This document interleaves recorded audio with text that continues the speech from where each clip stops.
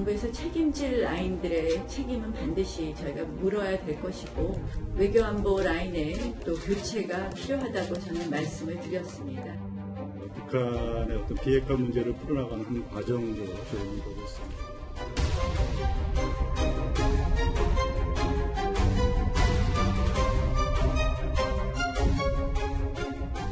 북미 양측이 모두 이번 회담이 일단은 생산적이고 건설적인 점이 있다라고 평가를 하고 온 국민이 무슨 바보입니까?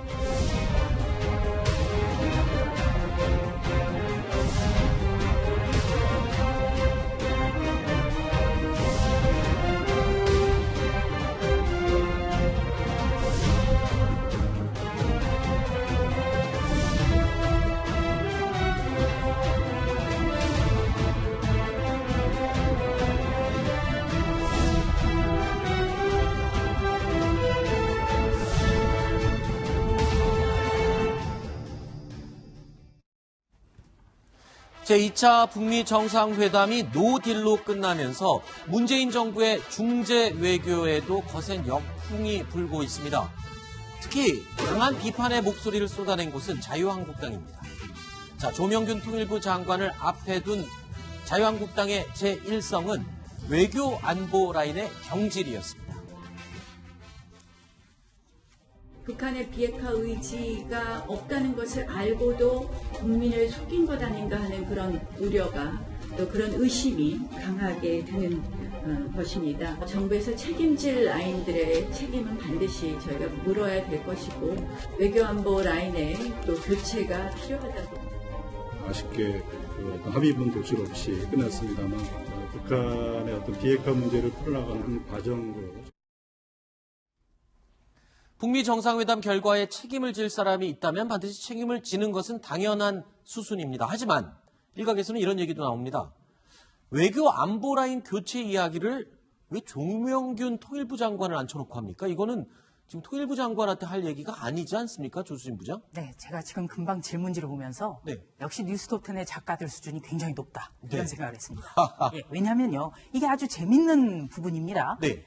지금 나경원 원내대표가 당 회의를 열어서 조명균 통일부 장관 등을 불렀는데 엉뚱하게도 이 자리에 없었던 사람 두 사람을 지목해서 경질해야 된다. 이렇게 얘기를 했거든요. 그건 왜냐? 지금 자유한국당 같은 경우는 국회 보이콧하고 안 들어가 있었어요. 근데 국회 복귀 선언은 했지만 지금 그렇다고 해서 당장 상임위를 열기는 굉장히 지금 머쓱한 상황이거든요. 그렇기 때문에 국회 바로 들어가지 못하니까 지금 당 자체 회의를 열어서 어떤 특정인을 부르고 그 자리에서 없는 사람들을 깬 겁니다. 그러니까 원칙적으로 한다면 국회 운영위원회 같은 것을 열어서 대통령 안보실장 경질 문제를 직접 물어봤어야 되는 거죠. 최진봉 교수님, 상황이 급해서 그랬을까요? 그러니까요. 그러니까 나경원 원내대표가 저렇게 지적한 것은 일반적으로 봐서 왜 외교 안보 라인을 교체하라고 지금 뭐 조명균 통일부 장관한테 물어본 것도 이상하고 저게 그럼 북미 정상회담의 책임이 외교 안보 라인한테 지금 있다고 지금 지적을 하는 거잖아요. 근데 그렇게 해서 그럼 북미 간에 틀어진 문제가 우리 정부가 그럼 그렇게 하라고 시켰거나 회담의 당사자는 북한과 아니잖아요. 미국이잖아요. 북한과 미국이죠. 서로가 이익이 맞지 않아서 결국 틀어진 부분이니까 우리가 그런 부분에 있어서 교체가 필요한 시점이라고 지적하는 것이 과연 국민적 공감대를 얻어낼 수 있을까 하는 부분에는 의문이 드는 생각이 듭니다. 우선 외교안보 라인을 교체해야 된다는 목소리는 굉장히 높습니다. 왜냐하면요, 이번에 미북 간의 회담이지만 우리가 정말 이 두 나라 간에 우리 한반도 문제를 중재자 역할을 하려면요, 양쪽이 다 통해야 돼요. 그런데 우리는 미북 협상 결렬 직전까지도 몰랐다는 정황들이 지금 포착이 된 겁니다. 결렬 20분 전에 김의겸 청와대 대변인 브리핑 뭐였습니까? 잘 될 거를 전제로 해가지고 남북 관계가 비약적인 발전할 거다라는 취지의 얘기를 했거든요. 그렇기 때문에 지금 외교안보 라인의 교체, 경질론이 높은 겁니다. 한 가지만 제가 지적하고 넘어가겠습니다. 그거는요, 북한, 미국도 들어가기 전에 몰랐어요. 결전하기 전까지. 그 상황에 시작하기 전까지는 분위기가 엄청 좋았어요. 그러니까 제가 볼 때는 트럼프 대통령이나 김정은이나 김정은도 놀랬을 거예요. 거기서 이렇게 깨질 거라고 누가 알았겠습니까? 그런데 우리 정부가 몰랐다? 그게 책임 우리 정부한테 했다. 이렇게 얘기하는 것은 제가 볼 때 그 상황에 들어가서 보면은 두 당사자도 사실은 그렇게 깨질 거라고 김정은도 예측을 못했을 가능성이 있어요. 알겠습니다. 그런데 우리 정부가 그걸 몰랐기 때문에 우리가 책임이 있다 이렇게 얘기하는 것은 그거는 바람직하지 않다고 봅니다. 저는 북한의 육자회담을 6번 가봤기 때문에 말씀드립니다. 알겠습니다. 예, 두 분 거기까지만 얘기하시고요. 아니, 조금 전에 저희가 그 얘기를 했습니다. 어떻게 그걸 예측했겠습니까? 그걸 예측했으면 김정은이 저렇게 빈손으로 돌아갔겠습니까? 일단 다음 얘기로 계속 이어가겠습니다. 자유한국당의 이 날선 비판은요, 조명균 통일부 장관과 외교부 차관의 보고를 받는 가운데에서도 계속 진행이 됐습니다. 자, 특히 또 논란이 됐던 부분이 있습니다. 바로 제2차 북미 정상회담이 일단은 생산적이고 건설적이었다라는 평가가 나온 지점입니다. 첫 번째는 북미 양측이 모두 이번 회담이 일단은 생산적이고 건설적인 점이 있다라고 평가를 하고 또 보다 중요한 것은 대화를 지속해 나가겠다고 한 점입니다. 다 온 국민이 무슨 바보입니까? 아무튼 우리가 보고는 좀 받아야 되겠지만은 너무 그 외교적인 얘기를 그냥 그대로 이렇게 하시면 어떻게 하겠다는 거예요? 전혀 현실을 인식하지 못하는. 자, 그러니까 북미 정부의 평가를 이제 전달하는 게 외교부의 역할이라고 한다면 거기다 좀 이제 평가까지 얹어서 저 얘기를 했다는 부분, 그 점을 좀 지적을 하는 것 같은데요. 저는 좀 아쉬운 게요. 조연 대사는 외교부 1차관입니다. 그렇기 때문에 이번 북미 회담에 대해서 아주 객관적으로 네. 미국 측이 원하는 것은 뭐였는데 어떤 점에 대해서 결렬이 됐다라든가 네. 우리 정부는 어떤 노력을 하고 있다라는 걸 이야기를 해야 돼요. 네. 그런데 조연 외교부 1차관의 발언은 어떻게 보면은 여당 당직자라든지 청와대 대변인의 발언과 그다지 다르지 않아요. 네. 외교부는요, 모든 부처에서 대통령과의 어느 정도 코드는 맞춰야 되지만 네. 정치적이어서는 절대 안 되는 부처가 바로 외교부입니다. 아하. 그렇기 때문에 이번에 굉장히 비판을 받았고요. 네. 조연 외교부 1차관 같은 경우에는 문재인 정부 출범 직후에 이런 얘기도 있습니다. 일본군 위안부 한일협의 대단히 잘못됐다. 네. 외교부가 통렬히 반성해야 된다. 네. 그래서 굉장히 또 비판을 받았던 분이기도 합니다. 최 교수님, 네. 이거는 또 어떻게 봐야 될까요? 그러니까 정부의 입장을 어느 정도 생각은 할 수 있지만 외교 라인이라면 철저히 객관적이어야 된다, 이 얘기잖아요. 그렇죠. 객관적으로 봐야 되겠죠. 근데 이제 제가 볼 때 조현 1차관 얘기했던 내용은 그런 얘기인 것 같아요. 남북이 모두, 남북이 아니죠. 북한과 미국이 모두 다 이번 회담에 대해서 판 자체를 깨려고 하진 않아요. 그러니까 어떤 이유에서인지 어쨌든 결렬이 됐긴 했지만 앞으로 계속 대화를 하겠다는 입장이고 서로가 서로를 공격하는 걸 좀 자제하고 있는 상황 아니겠습니까? 네. 그럼 대화에 대한 그 추진력은 계속 가져가겠다는 것이고 폼페이오 국무장관 같은 경우는 대표단을 꼭 평양에 다시 보내겠다고까지 얘기할 정도니까 네. 회담에 대해서 긍정적인 어떤 사인을 계속 보내고 있는 건 분명히 보입니다. 아마 네. 그런 측면에서 저런 평가를 한 거다. 네. 물론 이제 자유한국당 입장에서는 저렇게 평가하는 것에 대해서 부정적으로 얘기할 수는 있겠지만 네. 지금 얘기하는 것이 뭐 지금 현재 이 어떤 북미 회담 자체가 잘 됐다고 얘기하는 게 아니라 앞으로 충분히 잘 될 가능성이 있다고 하는 부분에 대한 미래지향적인 발언을 했다고 볼 수 있을 것 같습니다. 네. 근데 또 자유한국당에서 강효상 의원은 또 이런 걸 주장을 했어요.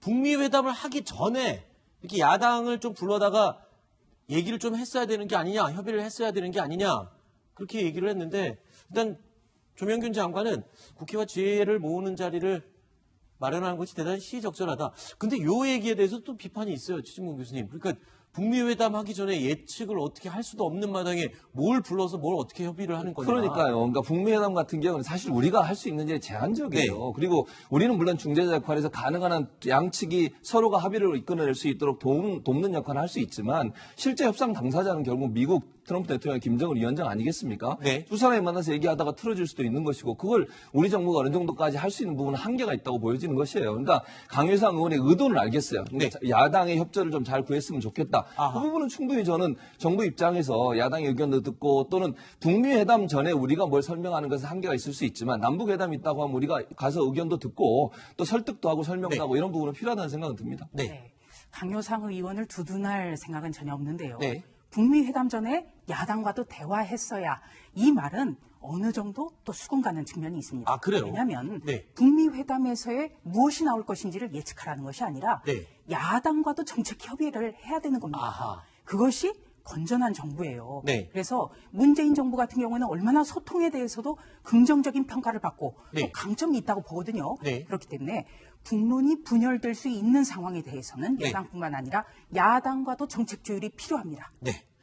자, 조명균 장관을 앞에 두고 외교 안보 라인의 경질까지 거론했던 허심탄회한 대화는 이렇게 끝이 났습니다. 그 시각 청와대에서는요, 국가안보실 개편이 진행이 됐습니다. 이재명 차장, 누가 어떻게 바뀌었습니까? 예, 그러니까 1차장 산하에 있던 평화군비 통제비서관이 폐지되고 대신에 2차장 소속으로 평화기획비서관이 신설됐습니다.